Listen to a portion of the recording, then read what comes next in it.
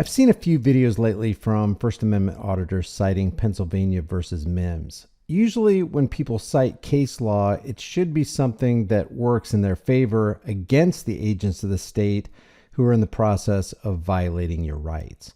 Relatively speaking, there aren't a lot of cases or codes that support individual rights anyway. Some that do would be 18 U.S.C. 241 and 242 and 42 U.S.C. 1983. And you have to be careful because even the cases, for example, that look like they're working in your favor, when you take a closer look at them, they actually don't.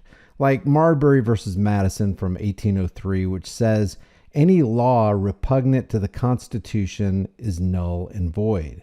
Now that sounds good until you read the whole case. The 1803 Supreme Court in that case granted itself the power of judicial review. In other words, they reserved for themselves the right to interpret the meaning and application of the Constitution. And here we are today, 220 years later, with a bloated, disgusting government stripping us of our rights every chance they get. Case in point, Pennsylvania versus Mimms.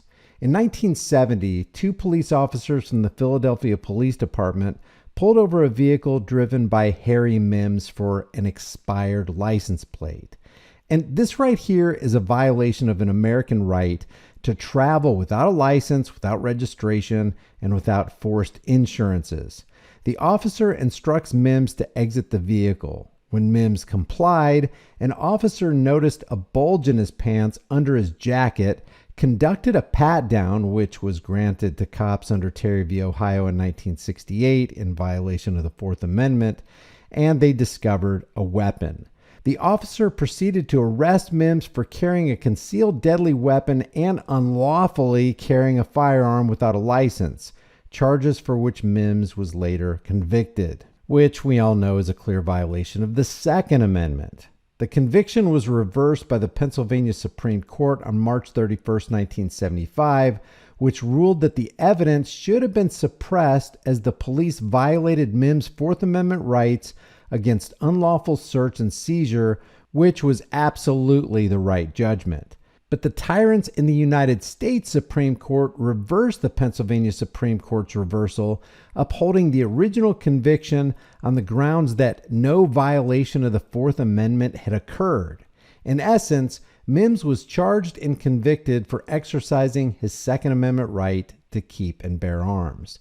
The Pennsylvania Supreme Court overturned the conviction, and the Supreme Court said, "Screw you, Pennsylvania courts. We will throw a man into a cage for exercising his Second Amendment right," and then claimed that the police didn't violate his Fourth Amendment right. So here's some background. The court in Terry v. Ohio stated, "The facts available to the officer at the moment of the seizure or the search warrant a man of reasonable caution in the belief that the action taken was appropriate." Therefore, in the eyes of the court, the officer had the right to arrest Mimms under the charges because he observed the bulge under the jacket. Now, there are two things going on here, but the Mimms case is only focusing on one of them.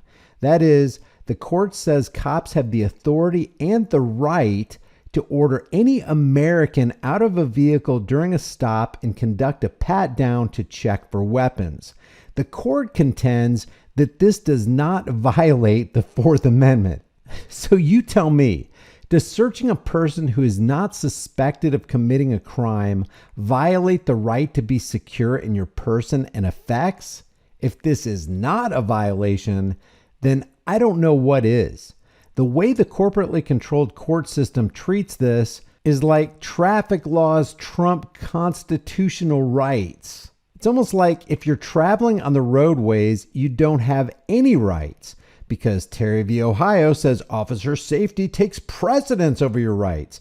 And in Pennsylvania versus Mimms, a cop's order to exit your vehicle takes precedent over your rights. It's almost like the supreme law of the land is not actually the Constitution of the United States. In the majority opinion, the court stated, quote, "The reasonableness in all the circumstances of the particular governmental invasion of a citizen's personal security The reasonableness depends on a balance between the public interest and the individual's right to personal security, free from arbitrary interference by law officers. So what did the court do? They granted arbitrary interference powers to law officers. The court said that, unlike in Terry v. Ohio, the initial violation of freedom was permissible because the driver was driving with an expired license plate in violation of the Pennsylvania Department of Motor Vehicles Code. And this shows you that the court deems the vehicle code as of greater significance and importance than your right to freely travel unmolested.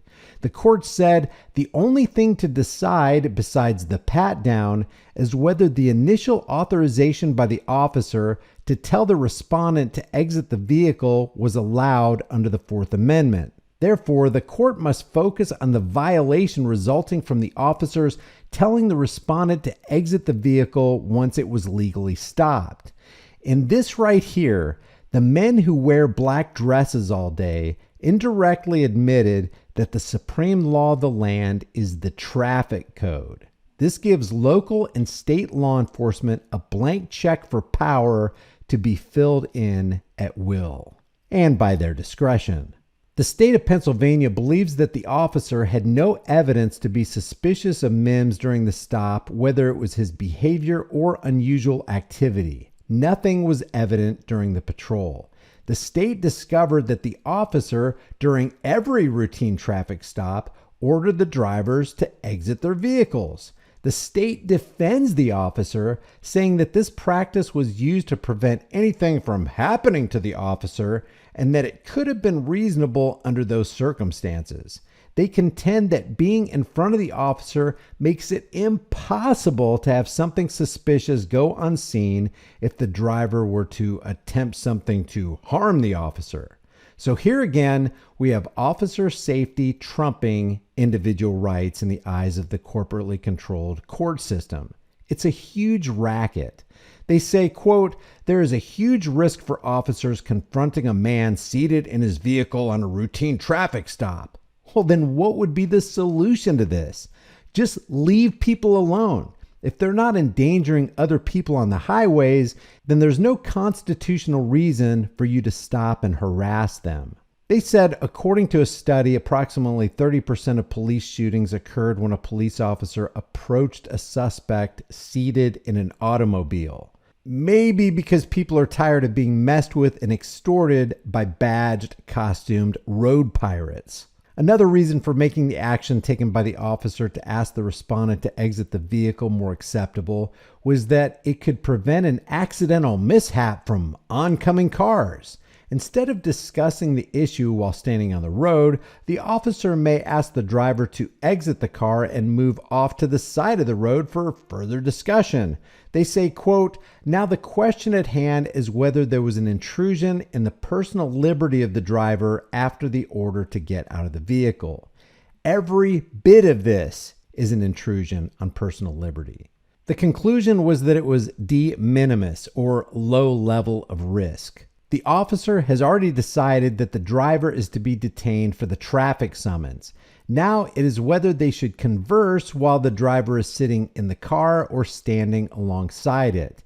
The action to step out of the car is merely for the officer's safety and is not a serious infraction on the liberty of the driver, according to the courts.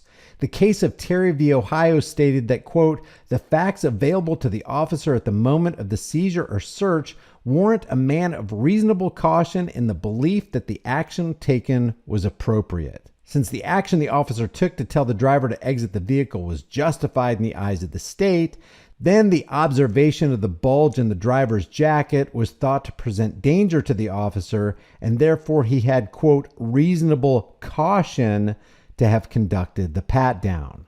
Now, there were dissenting opinions regarding this case, but check this out. Justice Thurgood Marshall wrote, the frisk that the officer proceeded to do to Mimms could only be permissible under the Fourth Amendment if the search was the reason for the stop. The reason Mimms was pulled over was due to an expired license plate, which in no way, Marshall says, has to do with carrying a concealed weapon. Even in his dissent, Marshall is speaking in an unconstitutional way. There is never a reason to stop a man who is not violating the rights of others. Violations of arbitrary traffic laws constitute a law that is repugnant to the Constitution and therefore should be considered by everybody as null and void. That is, if the Supreme Court is truly the law of the land. Justice John Paul Stevens and William Brennan wrote a different dissent, stating that the court gave too much leeway in allowing the officers to search the defendant for any reason of concern. The bottom line is that this is a big club, and you and I aren't in it. With traffic laws alone, this cannot be considered the land of the free, home of the brave.